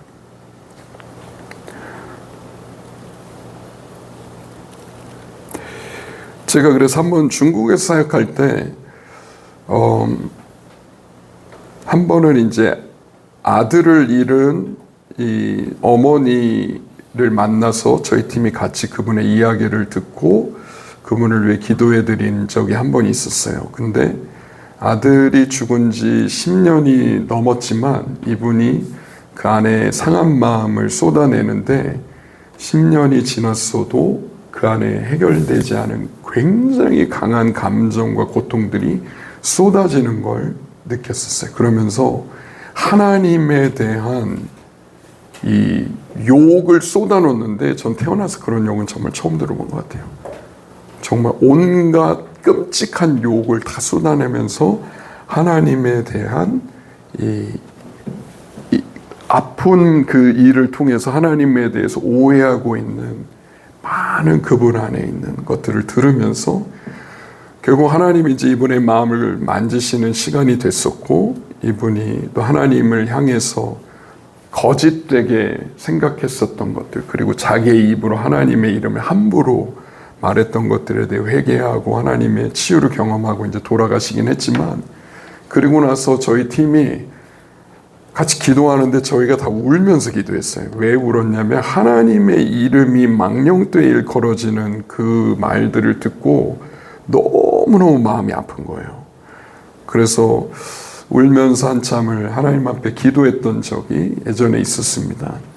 우리가 우리의 삶에서 있었던 여러 아픈 일들, 트라우마들을 통해서 하나님에 대한 오해들, 왜곡된 이미지들을 갖게 될 수 있는데 그걸로 인해서 우리가 하나님을 끝없이 원망할 수도 있고요. 하나님을 끝없이 손가락질할 수도 있습니다. 원수가 제일 원하는 게 그 일이에요. 하나님 손가락질하고 하나님 원망하면서 우리가 신앙생활 오래 하면 할수록 하나님 우리의 삶에 주고자 하는 것들을 못 받게 만들거든요. 벽이 생기기 때문에. 그러면 우리가 여전히 예수님 믿고 구원받은 그리스도인으로 살아가지만 우리 안에 있는 이 막힘들로 인해서 하나님이 우리의 삶에 원래부터 주고자 하셨던 모든 하나님의 풍성한 생명과 계획들을 우리가 누리지 못한 채 계속해서 살아갈 수 있게 됩니다.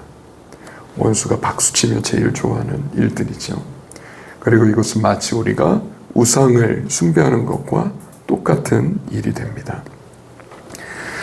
그래서 제가 실제로 이 내용들을 가지고 이제 강의를 하면서 마지막에 하는 일들이 있는데 그게 뭐냐면 하나님 아버지에 대해 내가 믿어온 거짓말이나 오해해 왔던 것들이 무엇인지 적어보는 시간을 갖습니다. 그리고 나의 부모님이 나에게 주었던 트라우마나 상처들은 무엇이 있는지를 또 적어봅니다. 거기에는 A형 트라우마들이 있을 수 있고요. 또 B형 트라우마들이 있을 수 있겠죠. A형에는 꼭 필요하고 있어야 하는 것들을 주지 못한 것, 예를 들어 사랑의 표현들, 함께 시간 보내는 것, 신체적인 터치들, 돌봄, 격려, 칭찬, 위로, 기쁨의 관계, 건강한 감정을 어떻게 처리해야 되는지 이런 것들. B형 트라우마로는 있어서는 안 되었던 나쁜 일들, 언어적인, 신체적인, 성적, 정서적, 영적인 학대들이 있을 수가 있겠죠. 그래서 부모님이 나에게 주었던 트라우마와 상처들을 또 적어보고요. 그리고 나서 이제 이것들을 가지고 우리가 하나님 앞에 이런 시간들을 가질 수 있어요. 하나님 앞에서 내가 이 적은 것들을 들고 나와서 하나님에 대해 내가 가지고 있었던 거짓된 이미지들, 하나님의 오해들이 있었던 걸 인정하고 예수의 이름으로 이것들을 끊는 기도를 하는 것이고요. 두 번째는 내가 하나님 아버지에 대한 오해들이 있을 때 많은 경우에 우리가 아버지가 나에게 계심에도 불구하고 아버지와 관계를 누리지 못하고 신앙생활을 하게 됩니다. 그랬을 때는 아버지가 계시지만 아버지와 자녀됨의 관계를 누리지 못하게 되죠. 오해들이 많으면 많을수록 그 오해가 깊으면 깊을수록 하나님을, 그래서 심지어 이런 분도 계세요. 예수님께 기도하는 건 편하지만 아버지에게 저는 기도 못합니다 라고 반응하는 분도 계세요. 왜 그럴까요? 아버지에게 실제 받았던 상처들이 깊을 때, 심지어 기도할 때조차 아버지, 하나님 아버지 이렇게 입이 안 떨어지는 거예요. 예수님 하는 거는 편한데 성령님 이거는 괜찮은데 아버지라고 부를 수가 없는 거예요. 그래서 우리의 삶 안에 고아형으로 살아갈 수밖에 없었던 모습들을 회개하고 하나님의 용서를 구하는 것. 세 번째는 나에게 이러한 원인을 제공했던 사람들을 용서하죠. 많은 경우에는 부모님이 여기에 해당됩니다. 또 어떤 경우에는 나의 영적인 지도자일 수도 있어요. 목사님일 수도 있고요. 전도사님일 수도 있고요. 내 삶의 영적인 지도자를 통해서 내 안에 들어왔었던 하나님에 대한 많은 오해들이 있을 수도 있습니다. 그리고 네 번째는 또 그렇게 살아왔던 자기 자신을 용서하는 기도를 하는 것과 마지막 5번은 세대 간에 걸쳐 내려오는 저주를 끊는 이제 이러한, 왜냐하면 이 트라우마가 그냥 단순히 우리 부모님과 나 사이에만 일어나지 않은 트라우마들이 있거든요.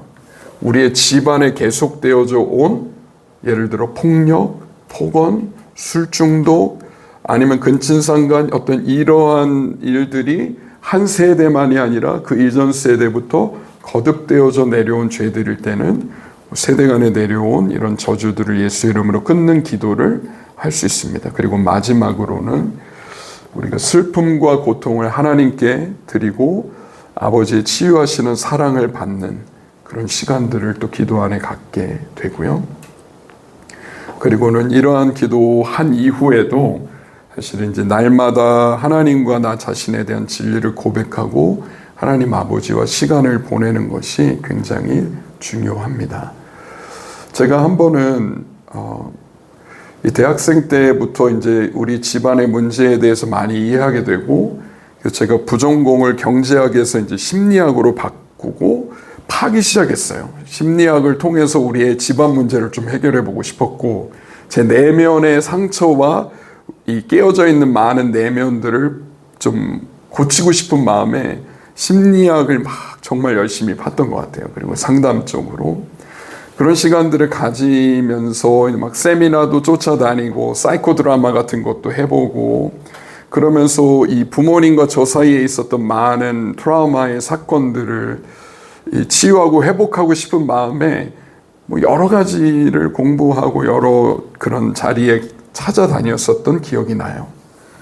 그렇게 한 10년 가까이 지나고 제가 그때는 이제 한국을 떠나서 어떤 이 제자훈련 받는 YM의 한 훈련 과정 안에 들어가고 했었는데, 그래서 이런 문제들에 대한 인식들을 굉장히 많이 하게 된 거예요. 아, 우리의 집안에 어떤 문제가 있었는지, 내 안에 어떤 상처들이 있었는지.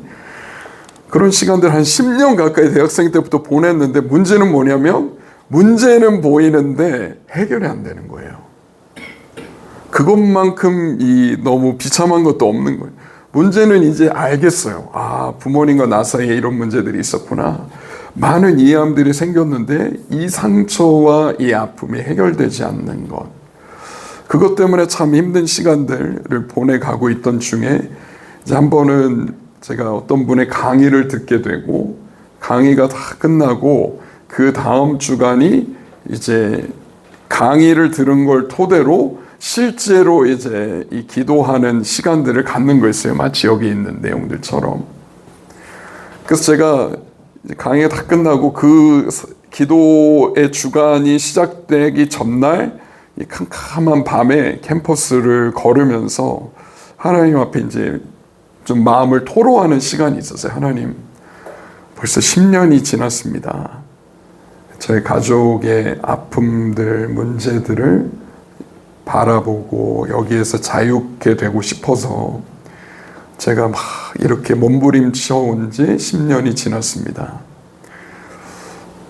그래서 그렇지만 여전히 저는 자유하지 못하고 여전히 상처에서 회복되지 않은 모습을 봅니다. 그러면서 이제 한참을 그렇게 주님 앞에 마음을 쏟아내으면서 어두운 밤길을 이렇게 걷는데, 어느 딱 지점 언덕으로 올라가려고 하는데 하나님께서 제 마음 안에 이렇게 속삭이시는 게 느껴지는 거예요. 너 이사야 53장 믿니? 라고 딱 물으시는 거예요. 이사야 53장은 제가 예수님을 영접했던 그 말씀이었거든요. 예수님의 채찍에 맞으심으로 우리가 나음을 입은 것, 그가 찔리심으로 우리가 죄사함을 받은 이 이사야 53장의 이 말씀을 통해 제가 예수님을 고등학교 1학년 때 영접했었기 때문에 하나님, 제가 당연히 믿죠. 그 말씀. 근데 주님께서 뭐라고 이제 말씀하시는 게 느껴졌냐면, 너는 그 예수님이 십자가에 못 박힘으로 죄사함 받는 거는 너는 믿지만, 그러나 그가 찔림으로 네가 나음을 입는 거, 네가 치유를 입는 거는 네가 믿지 못하는구나. 근데 그때 주님이 딱 드러내신 거예요. 제 안에 있는 불신을. 그러니까 예수님이 십자가에서 죽으심으로 내 죄가 용서함을 받았다는 것은 저는 분명히 믿고 있었어요. 근데 제가 믿기 힘들었던 부분은 뭐냐면, 예수님이 십자가에서 죽으심으로 내가 부모님에게 받은 상처가 치유될 수 있다는 거에 대해서는 제가 믿지 못하고 있는 거예요. 제가 거기에서 주님이 그 말씀을 주시는데 그게 딱 얼어붙었죠. 그리고 그날 주님 앞에, 하나님, 제가 더 이상 불신 가운데 머물지 않겠습니다. 제가 이제는 믿음으로 건너가겠습니다. 라고 그냥 그 짧은 기도 한마디 하게 되고, 그리고는 그 다음날 이제 강의실에서 한 주가 새롭게 시작이 돼서, 그래서 제가 적은 내용들을 종이에 들고서 저희 클래스 앞에 섰어요. 한 40명 정도 있는데 앞에 서가지고 한 명씩 한 명씩 이렇게 기도했거든요. 저희는 쭉 적은 내용들을 다 읽어요. 그래서 부모님께 받은 상처들, 하나님 깨닫게 하신 것들 쭉 적고, 그래서 이 내용들을 그냥 제가 이제 쭉 나누고 나서, 그리고 이제 기도를 하는 시간이 있었습니다. 기도를 하는데 한 미국인 할아버지 한 분이, 저는 처음 보는 할아버지였어요. 저희 학교의 스텝도 아니었고, 미국인 할아버지 한 분이 갑자기 이렇게 앞으로 걸어 나오기 시작하시는 거예요. 걸어 나오시더니 하시는 말씀이, 본인이 과거에, 제가 그때 있던 학교가 상담학교였는데 본인이 과거에 상담학교 리더로 스텝으로 섬긴 적이 있었다는 거예요. 근데 오늘 이 강의실 앞을 지나가다가 잠깐 이 상담학교 잘하나 이제 궁금해가지고 들어왔는데, 제가 앞에서 읽는 내용을 이제 보고 있었던 거죠. 근데 그거를 듣고 있는데 성령께서 이분의 마음 안에 네가 앞으로 나가서 저 형제를 위해서 기도해 주라는 감동을 주셔가지고, 그래서 이분이 그냥 앞으로 나오셨어요. 저는 이미 적은 내용들을 다 마쳤고, 그래서 이제 이분이 저를 위해서 뭘 기도해 주셨냐면 아버지의 축복의 기도를 해 주신 거예요. 저는 저희 아버지에게 축복을 받아본 적이 한 번도 없었거든요. 저희는 제사 지내는 집안이었기 때문에.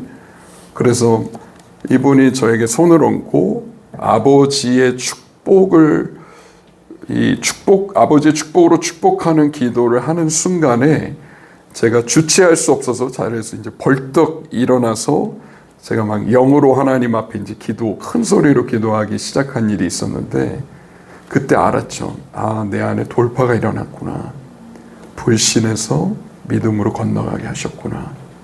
그리고 그때부터 하나님께서 제 안에 있었던 오래된 상처들로부터 저를 치유하시는 것들을 아주 구체적으로 경험하는 여정을 걸어가기 시작하게 됐습니다. 그래서 사실 오늘 제가 나눈 내용들은 이 나눈 내용들을 이해하는 것도 중요하지만 실제로 하나님 앞에서 내 안에 하나님에 대한 어떤 오해들이 있는지, 그리고 부모님과의 관계 안에서 또 내가 받았던 영향력들이 무엇이었는지를 적어보고, 그리고 이것들을 가지고 하나님 앞에서 기도하는 시간들을 갖는 것이 사실은 굉장히 중요합니다.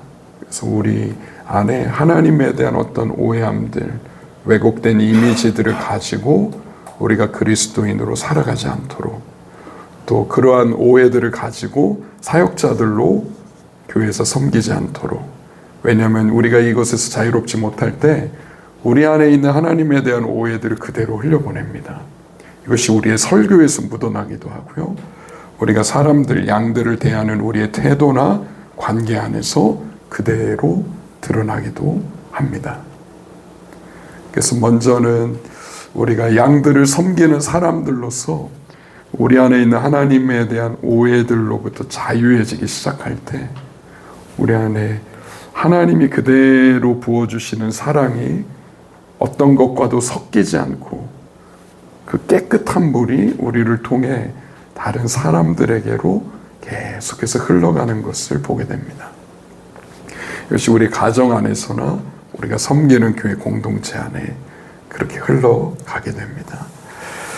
그래서 오늘 제가 이제 말씀을 마무리하면서 이 부분을 제가 좀 마지막 숙제로 내어드리도록 하겠고요. 혹시라도 이제 속으로 나눔이 있으시잖아요. 그래서 강의 들으시면서 혹시라도 하나님 좀 생각나게 하신 부분들이 있다면 같이 또 테이블 안에서 같이 나누시고, 또 만약에 이 부분에 대해서 내가 하나님 앞에 좀 이 거짓된 이미지들, 하나님 오해했던 것들 끊을 필요가 있다라고 한다면 적어보시고, 또 개인적으로 기도하시면서 이것들을 예수의 이름으로 끊는 시간들을 또 가져보시면 너무 좋을 것 같습니다. 그래서 우리 안에 원수가 하나님에 대한 어떠한 이 오해들을 통해 쌓아놓은 견고한 진들이 남아있지 않도록, 그래서 하나님의 사랑받는 자녀로서 그분이 부어주시는 사랑을 그 있는 그대로 우리가 받아들이고 경험하고, 그분이 원하시는 이 친밀한 관계를 일상 가운데 우리가 살아가는 것, 하나님 그것을 우리의 삶 안에 부어주기 원하시는 줄로 믿습니다. 그래서 지난 6개월 동안 이렇게 귀한 자리에 올 수 있도록 초대해 주셔서 너무 감사하고요. 또 굉장히 마음 안에 진지하게 또 사모함으로 들으시는 모습들을 이렇게 올 때마다 보고 또 느낄 수 있어서 저에게도 너무 축복된 시간이었습니다. 그래서 또 이렇게 6개월간 듬성듬성, 한 달에 한 번이긴 하지만 그래도 이렇게 같이 또 교제하고 조금씩 또 다른 또 여기저기에서도 이렇게 뵐 기회들도 있었어서 어떤 분들은 또 감사한 시간이었었고, 그래서 감사합니다. 제가 잠깐 기도하고 마치겠습니다.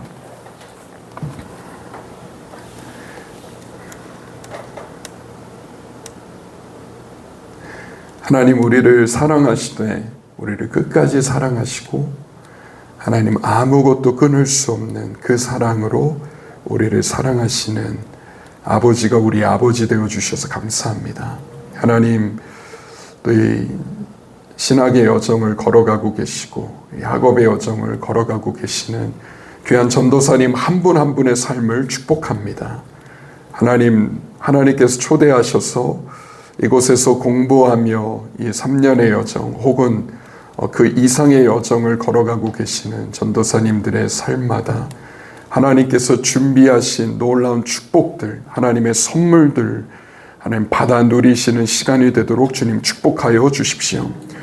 저희가 지난 6개월 동안 나누고 특별히 오늘 나눈 내용들처럼 혹시 우리의 삶 안에 하나님을 향해 우리의 삶에서 일어났던 아픔과 상처와 트라우마들로 인해 오해해왔던 부분들이 있었다면 성령 하나님께서 빛을 조명하여 주셔서 우리가 그 부분을 깨달을 수 있도록 도와주시고 하나님 그 부분에서 우리가 돌이킬 수 있도록 도와주셔서 하나님이 정말 얼마나 우리를 사랑하시는 좋은 아버지이신지 우리의 부모님이 되시는지 하나님 새롭게 경험하는 은혜가 부어지도록 전도사님 한 분 한 분의 삶을 주님 축복하여 주십시오. 이 너무나 귀한 청미 공동체를 축복합니다. 함께 모이기에 힘쓰고 또 이 안에서 공동체성을 관계를 연습하고 경험해 가시는 이 너무나 귀한 청미를 축복하여 주시고 계속해서 이 모임을 성령께서 인도하여 주셔서 예수 그리스도를 닮아가는 그 장성한 분량에까지 이르는 성숙의 여정을 멈추지 않고 걸어가시는 복된 시간들이 되도록 주님 축복하여 주십시오. 감사드립니다. 예수님 이름으로 기도합니다. 아멘. 아멘. 네, 감사합니다.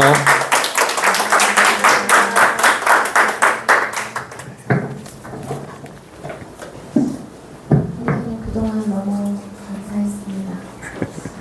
오늘 박수 치실까요? 감사합니다.